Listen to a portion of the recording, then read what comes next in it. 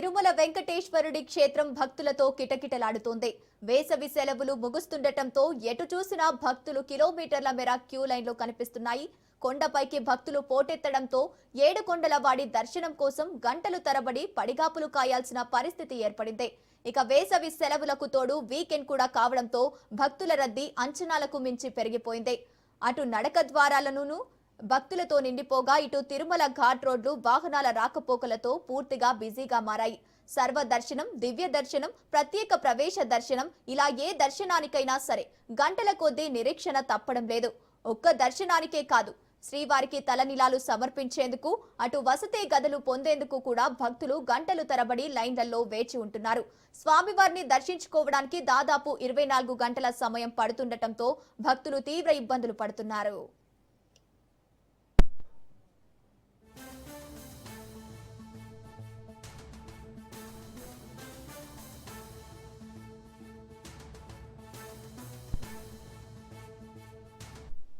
తిరుమలలో భక్తుల రద్దీకి సంబంధించి పూర్తి డీటెయిల్స్ మా ప్రతినిధి సురేష్ అందిస్తారు. సురేష్.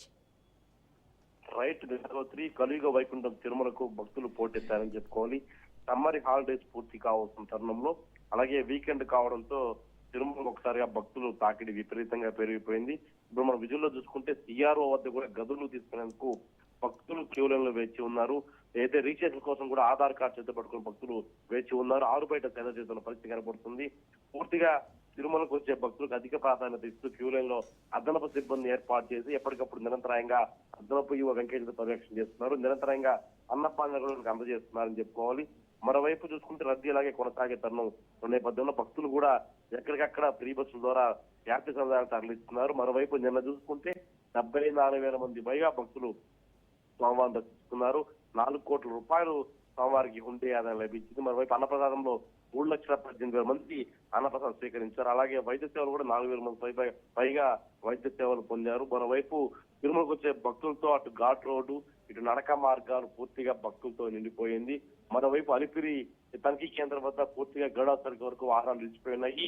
వీరందరూ కూడా జూ పార్క్ వైపు మళ్లించి క్యూలో రావాలని విజ్ఞప్తి చేస్తున్నారు. వాహనాల తనిఖీ కూడా గంటల సమయం పడుతున్న తరుణంలో మరోవైపు పూర్తి తిరుమల తిరుపతి దేవత అన్ని రకాల ఏర్పాట్లు చేస్తున్నప్పటికీ కొంత ఇబ్బందులు తప్పడం లేదని చెప్పుకోవాలి. గంగోత్రి, పూర్తిగా భక్తులు కూడా సమన్వయంతో ఉంటే సంతృప్తికర దర్శనం చేపిస్తాను. మరోవైపు తిరుమలకు వచ్చే భక్తులు ప్రణాళికబద్ధంగా వస్తే మంచి దర్శనం చేపిస్తామని టీడీ అధికారులు చెప్తున్నారు. ఎప్పటికప్పుడు నిరంతరాయంగా అన్నపానాలు అందిస్తున్నారు. నిరంతరాయంగా శ్రీవారి సేవకులచే వాటర్ అలాగే పాలు అలాగే 3 రకాల భోజనాలు కూడా భక్తులకు అందజేస్తున్నారు. ఆ రకంగా అదనపు సిబ్బంది కూడా ఏర్పాటు చేసుకొని ఇప్పుడు మనం విజువల్లో చూసుకుంటే పూర్తిగా ఆక్టోపస్ భవనం వరకు కూడా తీవ్రంలో భక్తులు వేచి ఉన్నారు. ఆ రకంగా భక్తులు ప్రణాళికబద్ధంగా తిరుమలకు వస్తే ఎటువంటి ఇబ్బంది లేదని టీడీ అధికారులు చెప్తున్నారు. మరోవైపు ఇబ్బంది తలెత్తినప్పటికీ అక్కడ సంబంధిత అధికారుల దృష్టి తీసుకెళ్తే సొంతంగా సేవలు అందిస్తామని టీటీడీ అదనపు వెంకటేశ్వర ప్రకటించారు. Gangotri. Okay, thank you Suresh.